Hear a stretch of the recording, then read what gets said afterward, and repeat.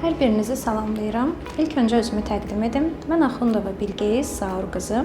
2024-cü ildə keçirilən rezidentura imtahanında yüksək bal toplayaraq Mərkəzi Gömrük Hospitalının uşaq cərrahiyyəsi ixtisasına qəbul olmuşam və indi uşaq cərrahiyyəsi şöbəsinin 2-ci kurs həkim rezidentiyəm.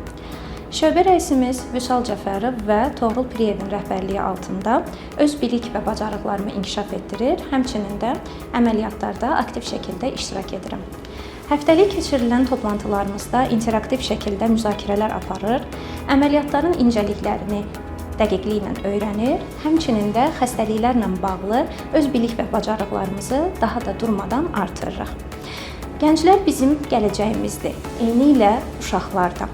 Ulu Öndər Heydər Əliyevin də dediyi kimi, uşaqlar evin güzgüsüdür, çiçəyidir.